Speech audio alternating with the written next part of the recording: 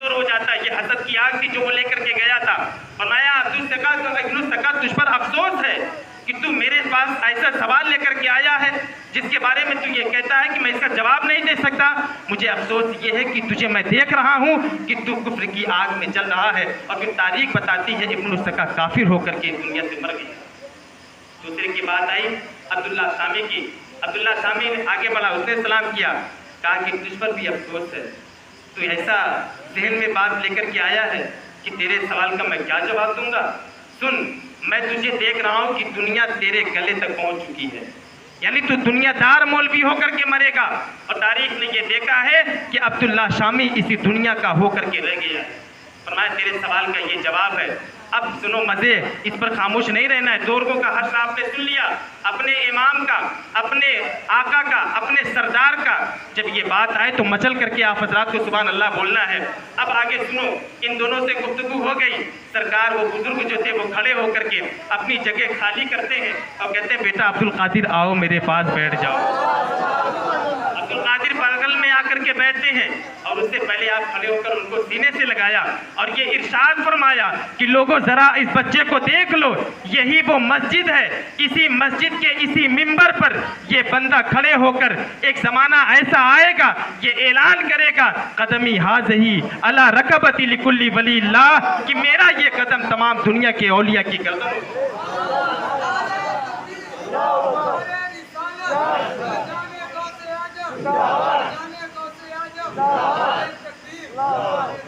تمام اولیاء کی گردنوں پر ہے. بہت سارے نے اس سے انکار بھی کیا, انہیں جھجک بھی محسوس احساس دلایا گیا, کہ وہ رجوع کیے.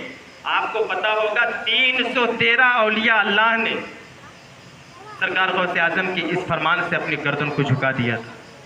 313 فوراً جس حکم سنا نہیں. اچھا یہ عجیب بات ہے, ولی کی طاقت کیا ہوتی ہے. جب ہم ولی کی طاقت کا اندازہ نہیں لگا سکتے تو پھر نبی کی محبت اور ان کی طاقت کا اندازہ کیسے. سرکار غوث اعظم بیٹھے بغداد میں ہیں. وہ وقت آیا بھی, اسی بات کو محمد بن کاکیس رحمۃ اللہ علیہ نے بھی بیان کیا تھا. آپ نے اپنی مجلس سے 3 مرتبہ بھگایا تھا سرکار غوث اعظم کو, اس کو پکڑ کے باہر کرو, اس کو پکڑ کے باہر کرو, پھر آ جاتے, پھر باہر کرو, پھر آ جاتے. تیسری بار جب مرید کھڑے ہوئے بھگانے کے لیے, کہا خاموش, اس بچے کو باہر نہ کرو. تمہیں پتا بھی ہے میں نے اس کو باہر کیوں نکلایا, باہر کیوں بھیجا, اس لیے تاکہ تم اچھی طریقے سے دیکھ لو اور اس کو پہچان لو. یاد رکھو یہ وہی بچہ ہے جو میرے بعد قطبیت کے درجے پر فائز ہوگا, اور یہ بغداد کی جامع مسجد سے یہ اعلان کرے گا کہ میرا یہ قدم تمام اولیاء اللہ کی گردنوں پر ہے. پھر حضرت محمد بن کاکیس نے کیا کیا, آپ کو تبرکات دیے, آسا دیے, جو کچھ ان کے پاس تھا وہ عطا فرمایا. پھر حضرت محمد بن کاکیس یہ بوڑھے ہو چکے تھے, ضعیف ہو چکے تھے.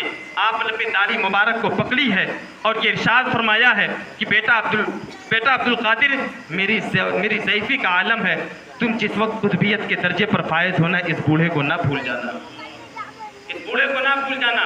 تو وہ بات تھی. فرماتے وہ وقت بھی آیا, 50 علماء عراق حضور سیدنا سرکار غوث اعظم کے منبر پر بیٹھے ہوئے تھے. انہی کی موجودگی میں اچانک سرکار غوث اعظم نے اس چیز کا اعلان کر دیا, قدمی ہاذہی علی رکبتی کل ولی اللہ, کہ میرا یہ قدم تمام اولیاء کی گردنوں پر ہے.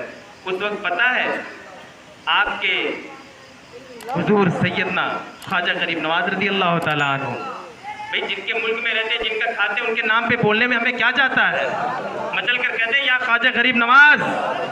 سرکار غوث اعظم رضی اللہ تعالیٰ عنہ نے جس وقت اس بات کو جاری فرمایا ہے, جس وقت, اچھا یہ جو ہے اللہ کی جانب سے حکم تھا سرکار غوث اعظم کا, اس پر بھی جو ہے گفتگو ایک طرف سے کی جا سکتی ہے.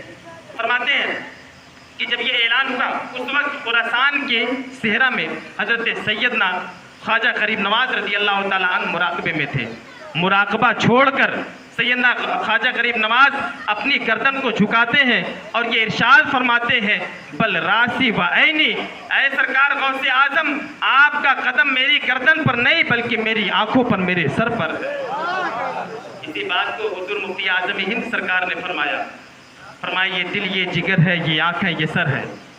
یہ دل یہ جگر ہے, یہ آنکھیں یہ سر ہے, جہاں چاہو رکھو قدم غوث اعظم. اور حضرت علماء فرماتے ہیں کہ یہ جو قدمی حاضری علی رکبتی کل ولی اللہ کا جو جملہ ہے یہ کوئی وقت کے لیے خاص نہیں تھا، یہ کوئی وقت کے لیے خاص نہیں تھا کہ بس حضور غوث اعظم جب تک دنیا میں ہے تب تک نہیں، فرمایا قیامت تک جن جن کو یہ صدا سنائی دے گی، اللہ جن جن کو ولایت کی منزل پر فائز کرنا چاہے گا ان کی زبان سے یہ بات ضرور نکلے گی کہ سرکار آپ کا قدم میری گردن پر ہی نہیں بلکہ میری آنکھوں اور میرے سروں پر ہے۔ اب یہاں تو کمال کی بات یہ سرکار غوث اعظم رضی اللہ تعالیٰ عنہ کی یہ بات فوراً حضرت سیدنا خواجہ غریب نواز نے سماعت کر لی، اور جیسے ہی خواجہ غریب نواز نے یہ بات کہی کہ بلکہ آپ کا قدم مبارک میری آنکھوں پر میرے سروں پر ہے، فوراً سرکار غوث اعظم بھی اس بات کو سن لیے، فوراً سن لیا، اور کیا جملہ کہا، یہی آخری بات، اور اسی آخری بات پر میں اپنے کلام کو ختم کروں گا، لیکن چاہتا ہوں اس پر بھرپور سبحان اللہ آپ کہیں گے۔ سرکار غوث اعظم نے اس بات کو فوراً سن لیا اور اسی مجمع میں یہ ارشاد فرماتے ہیں کہ ذرا تم نے کچھ سنا ہے؟ کہا کیا ہوگا؟ کہا کہ سنجر کا وہ جو غریب نواز ہے نا معین الدین، اس نے فوراً میری بات پر لبیک کہتے ہوئے اپنی گردن کو جھکا کر کہا کہ بلکہ آپ کا قدم میری آنکھوں اور میرے سر پر ہے۔ اس نے سب سے پہلے اپنے اللہ کو اور اپنے ربی کو راضی کر لیا ہے، اور پھر فرمایا اس کے بدلے اللہ نے اسے ہندوستان کی بادشاہت عطا فرما دی ہے۔ اسی لیے میرے دوستو وفا کرو غوث اعظم رضی اللہ تعالیٰ عنہ سے، صرف نعرہ نہ لگاؤ، کردار ان کا اپنے اندر پیش کرو۔ کیا انہوں نے مصیبتیں اٹھائی ہیں؟